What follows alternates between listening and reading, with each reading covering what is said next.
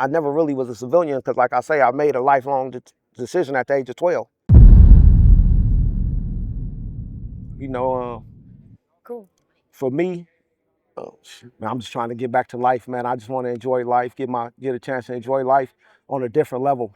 Because for my whole life when I was younger, I was caught up with the gang stuff, and that was my whole life, right? But I've been in jail, like I say, now since I was 25, so about 22 years, going on 23 years now. So you feel me? My mind frame has changed. The things that I'm into has changed. It's different, right? I just want to get with family, and it's always been about family for me. But now I just really want to go and spend time with my family with none of the extras. Yeah, You understand what I'm saying? for sure. For Before, sure. before she asks your question, can you just state your name for the camera? Marvin Smith. Perfect. Yep. Go ahead. Well, I'm gonna ask first about gangs because you just brought it up. But what kind of made you join a gang? When I was younger, it was more because, in all honesty, I was really a follower like my brother and all them. So I was the youngest out of my little crew. So I have like my big cousin. He was like 6 years older than us. So wherever they went, I went, right? Yeah. And then it was cool. My dad, he had life in prison. My step pops, he ended up dying, ODing and dying. So it was like I just hung out with the fellas, and we just began to evolve into. First, we started making up our own little cliques. Like we're not gonna be real gang bangers. We just gonna be this. But then when you doing that and you making a rep for yourself in that level, others come, right?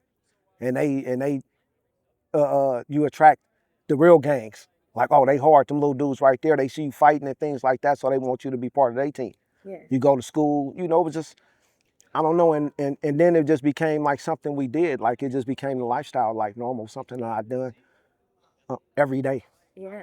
right? I got you. I feel like it's a sense of family too. Like it's a belonging too. Um. Okay, I asked him this question, but what's something I wouldn't know just by looking at you? Something you wouldn't know by just looking at me. Um, I really want to say that I'm really super nice, right? I'm like really low key nice. People see me and they don't think that, like, oh yeah, he just a thug or whatever. But the whole time I'm nice. I like to laugh, smile. If we can't have fun, I really don't like to be a part of, and involve myself with people that if they ain't having fun. Like, I don't like negative crowds and things of that nature. Yeah.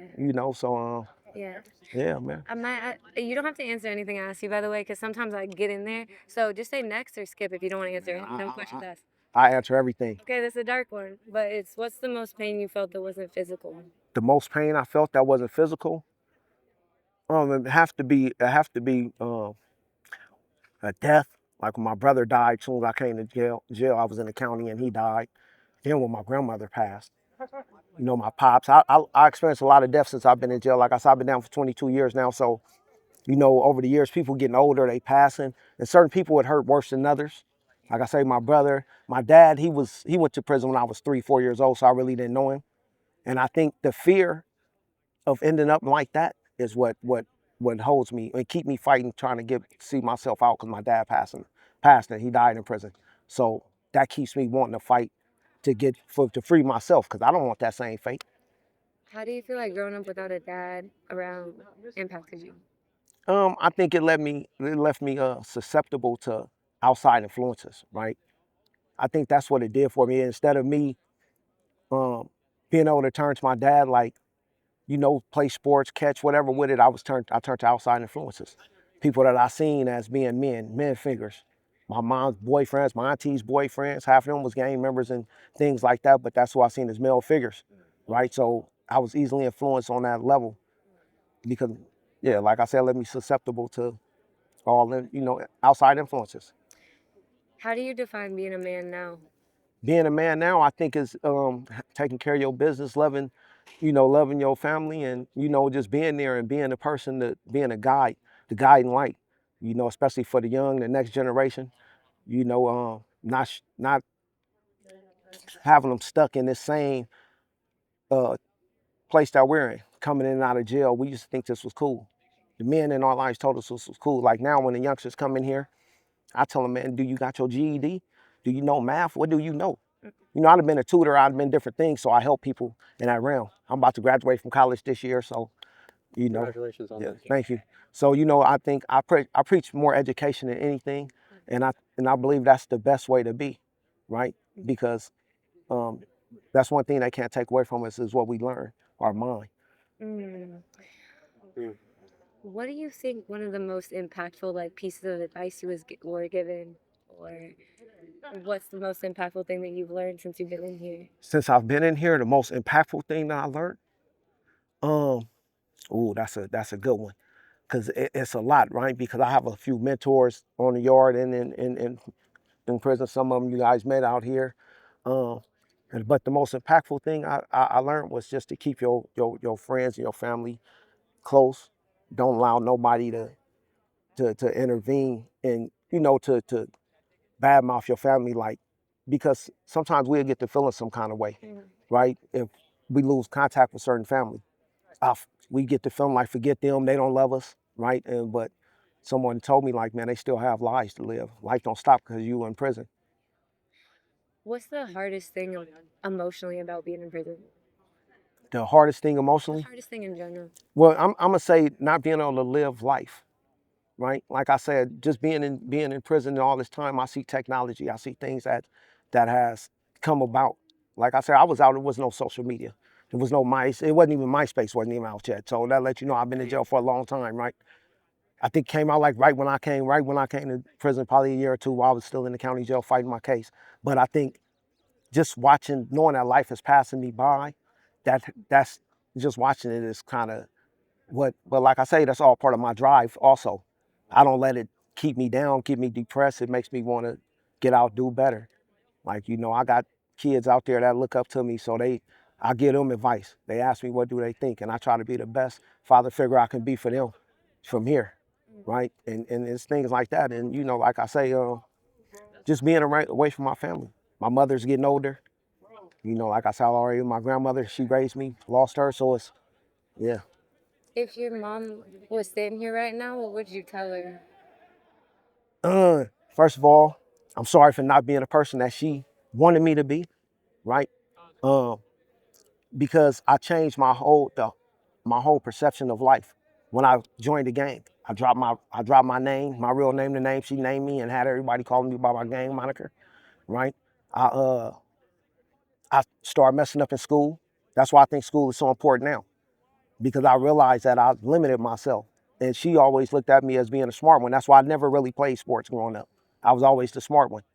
I'd be the one putting together tournaments and doing things of that nature at an early age, like getting all the people together. So just, I apologize to her for not being a person that she created, right? And allowing someone else to take control of that person. Mm, I felt that, but I feel like it's all in there. It's just acting out of character because who you are Right. is that. Um, what would you say to your kids? Do as I say and not as I do, first of all, right? The oldest cliche, but nah, just understand that life is long. They say life is short, but it's really not. Life is long. We have a lot that we can accomplish. I know things don't seem like they're going the way that we want them to go at a young age, so we try to get ahead of ourselves, but we can. It's a process. Life is a process. You go to school, you learn, you get you a trade, or you figure out what you want to be in life, and then you continue to grow from there. What would you do if you knew you couldn't fail? If I knew I couldn't fail, shit, that's really a good one. If I knew cause I never thought about that. Like, what would I do if I knew I couldn't fail, right? No pressure. Yeah. Nah, cause right, I facilitate a lot of classes in here. So I think that question, if you don't mind, I'm gonna ask my class. Take Right, right. Sure. Because that's a good one. So if I knew I couldn't fail, what would I do? Because it's a lot that I want to do in life, right? I just want to, but I think it would have to be something that I'm bringing all my peoples together, man. Uh, uh, because I believe that unity, like the Kendrick Lamar thing, how they brought everybody in YG, how they brought everybody together, it made that crowd, made just showed that unity and that love. I think I would love to do something like that if I knew I couldn't fail with all of the people. And like I say, I grew up in that culture, so if I could just bring everybody together and just let them be in love, I knew I couldn't fail. I could just put myself out there and it's good. I would do that for sure. How would you do that? Well, I think like I told you, I've been putting on tournaments and doing things like that since I was young. I think I've been thinking about it like I would start like a big tournament, like not like the Olympics, because I would want it to be yearly where people get paid and things like that, but semi. But amongst the culture, the people that I know that's been through this and people that's want to grow and allow them to get some money though, because I understand that without money, people will not put their heart into it. Bad things will happen because you're getting gangs together, you're getting people together, and and I just know that bad things can happen unless people getting paid so they can tell their people like, bro, you can't mess off my money. Yeah. What do you think causes division? A lot of times it's a lot of times it's stupidity for sure, right? But I think because growing up it was like the blind leading the blind, right? We had a lot of people that didn't understand, that really didn't know anything, and they was imparting their beliefs on us, right? So as we was getting older, we was learning from them, but they was all false beliefs. So I think a lot of that thing, because like I say, man, come to jail, just creating something and making a lifelong decision at the age of 12, 13. A lot of us start gangbanging early, 11, 12, 13 years old, and make a lifelong decision, right? We don't even understand what that was about, but we made it because we was following people to blind. And they telling us do this, do that, but they ain't telling, it's nothing good. No good fruit coming from the tree. You're spitting right now. That is so like everything you're saying is so yeah, just yeah. What do you think you needed as a kid that you didn't get? Truthfully, a positive role model, guidance, right? Because like I say, the role models I had wasn't really role models. They was just saying, do this, and then what they wasn't telling, we didn't know the consequences, or we didn't even care. They made it seem like I say, prison, coming to prison, which I've been to prison a couple of times, but they made it seem like it was fun, like it was good, because they give you praise when you get out. Oh yeah, but the whole time is, you're not telling us that we need a 401k. You're not telling us that that there's no a retirement plan for being a gang member. We don't know that. Yeah. We're under the assumption that we only live to be 25. How would you define freedom? Define freedom, it's just it's a sense of happiness.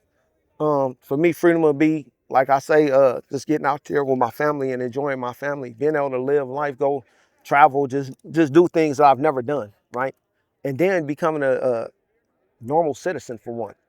I really want to live a civilian life. I never really was a civilian because, like I say, I made a lifelong decision at the age of 12, right? And changed and went off that belief system. You were 12 when you joined the game. Yeah. So I went off that belief system that whole time, and I tried to live up to that person, right? So like I said, I enjoyed my family because I was a kid, so my family was there, of course, my grandmother and all those. But now I want to enjoy my family and be able to really not have no worries. Like, sometimes you have worries. You go places, you got to make sure that your family is safe, not just from the elements of the world, but from your personal enemies that you have, because people see you, you wear different colors and things and it can explode in a blink of an eye. So, a lot of times we don't live, we was existing, but we wasn't living. Yeah, yeah. There's people who are doing the have done the work that you're trying to do too, and like Unity, Nipsey, like Exhibit Right, A. I mean, yeah, yeah. Do you have any questions? right, No, I was just, it's beautiful to see like the change of mindset you have. And I think it's not easy for people in older lives to change what they've grown up learning. right. And it's really, it's inspiring to see someone that can flip the way and they want to better themselves and actively do it. Because Oh it's one yeah, thing to say you're going to do it until you're actually trying to do it. That's for sure. Well, like I say, and then that's why I was interested, because I want to learn this side, because I plan on, trying to do something when I get out with the camera, with the interviews, podcasts, or something. I don't know yet. I'll figure it out exactly, because it look interesting. Can I ask you what's something you feel like people don't understand about people who are inmates, or like they think this and it's really this? Well, a lot of times, I mean, we're people too. We enjoy the same things that everybody else enjoy, the same, music, good food, it's this community. We're trying to, especially now, lower levels, especially in 2024, isn't like it was in the 90s, the early 2000s. Now, it's more unity based. It's more we we know each other. We give each other, we try to uplift each other. Like I say, I've been a tutor. I help people get GEDs, right? We try to mentor people. The young cats come in, we try to give them another way to look at life. Don't think about this as being your end all be all, And we just people. We're human and we like to grow Yeah. and we like to smile. And I understand. That's beautiful. Yeah. I understand why you said that too, and it's sad that you even had to verbalize that. Like we're human. Right. Like, but yeah, I mean, Yeah. yeah. Yeah.